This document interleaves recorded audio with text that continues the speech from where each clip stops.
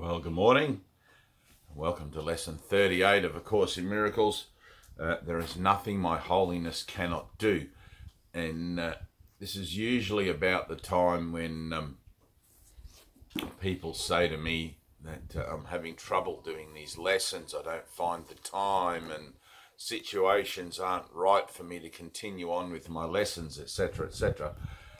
And my standard reply is, be very careful of your ego and just be aware that it will manifest situations and events to distract you and to break your determination to persevere and participate in something that is for your greater good.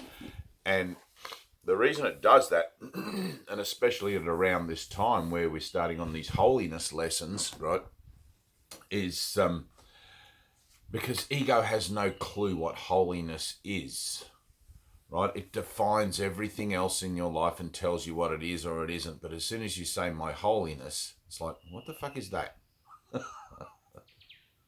It doesn't know. So it would rather distract you to something more familiar. Oh, I'm too busy at work, my family, blah, blah, blah. Then have you focus on that. And just remember that your ego would rather have you dead, would rather have you throw yourself off a cliff than to find yourself. Right? And that's a true thing. Your ego will rather present you with the futility of life, which is one of the tricks in its tool bag, so don't be confused by it. The futility and pointlessness and meaninglessness of life, rather than have you find the true meaning of life, which is within yourself. Right? Now, we've already been through like lesson 1, nothing I see means anything, and lesson 10, my thoughts don't mean anything. So we're well acquainted with the fact that my life is meaningless, because up until this point, I'm the one who's given it the meaning that it has, and that meaning has no reality at all. So, therefore, and we're not depressed about that. It's kind of a relief. Oh, thank God. I can stop doing that. I can stop giving everything in my life a meaning. And I can allow God to write on that blank slate, or universal mind to write on that blank slate, whichever you prefer, what the true meaning of my life is that I share with everyone and everything. Right? It's a journey of self-discovery. So, lesson 38. Oh. Spa bath starting up for the morning here at Avatar. So, there is nothing my holiness cannot do. Your holiness reverses all the laws of the world. It is beyond every restriction of time, space, distance, and limits of any kind. Your holiness is totally unlimited in its power because it establishes you as a son of God, at one with the mind of his creator. Through your holiness, the power of God is made manifest. Through your holiness, the power of God is made available. Right? Through your holiness, the power of God is made available. Not to somebody else, to you. And there is nothing the power of God cannot do. Your holiness then can remove all pain, can end all sorrow, and can solve all problems. It can do so in connection with yourself and with anyone else. It is equal in its power to help anyone, because it is equal in its power to save anyone. If you are holy, so is everything God created. You are holy because all things he created are holy, and all things he created are holy because you are. In today's exercises, we will apply the power of your holiness to all problems, difficulties, or suffering in any form that you happen to think of in yourself or someone else. We will make no distinctions, because there are no distinctions. We're all one. In the four longer practice periods, each preferably to last a full 5 minutes, 4 5-minute periods of practice, 20 minutes. Repeat the idea for today. Close your eyes and then search your mind for any sense of loss or unhappiness of any kind as you see it. Try to make as little distinction as possible between a situation that is difficult for you and one that is difficult for someone else. Identify the situation specifically and also the name of the person concerned. Use this form in applying the idea for today. In the situation involving blank, in which I see myself, there is nothing my holiness cannot do. In the situation involving blank, in which blank sees himself, there is nothing my holiness cannot do. From time to time, you may want to vary this procedure and add some relevant thoughts of your own. You might like, for example, to include thoughts such as, there is nothing my holiness cannot do, because the power of God lies in it.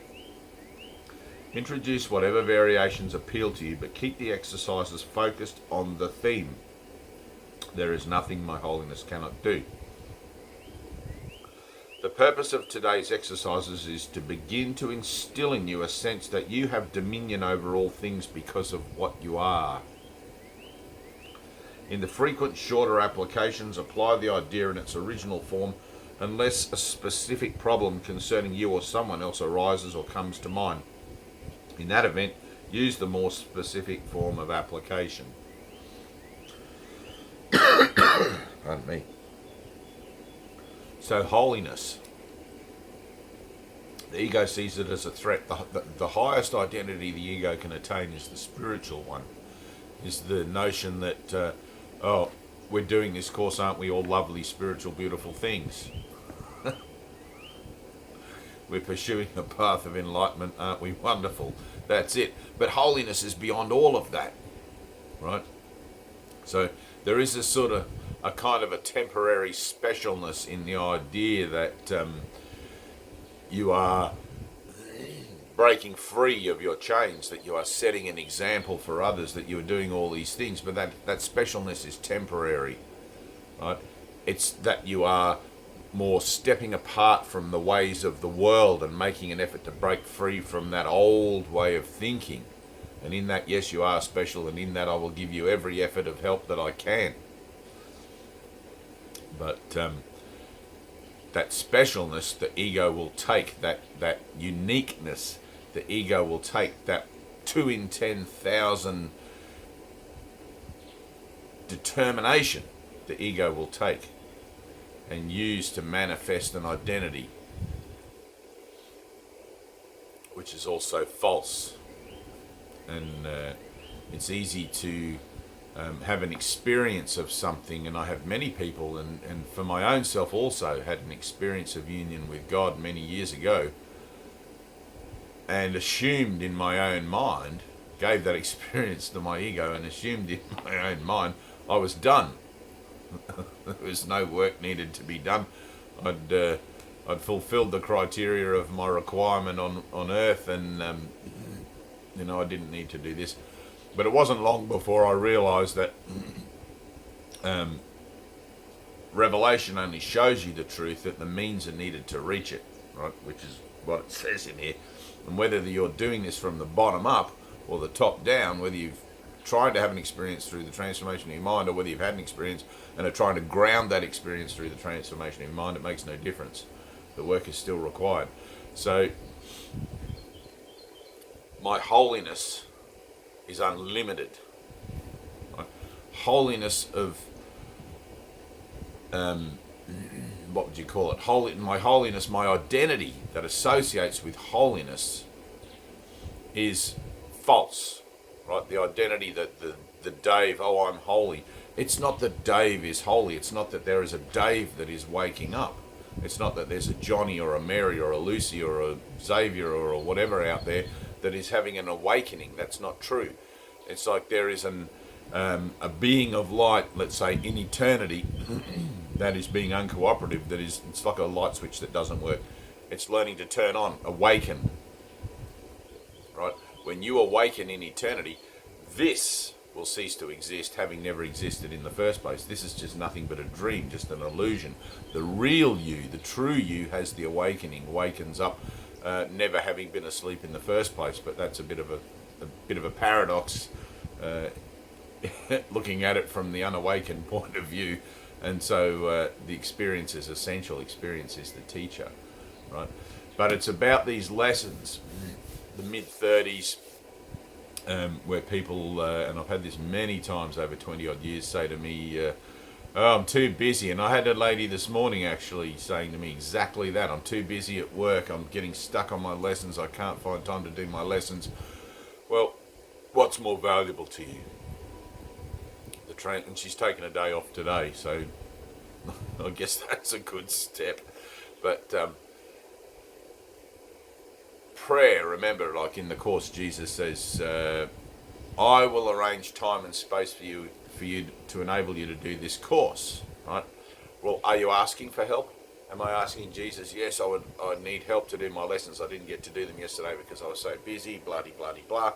And please help me. And that prayer, of course, has to come from the heart. It's not just lip service.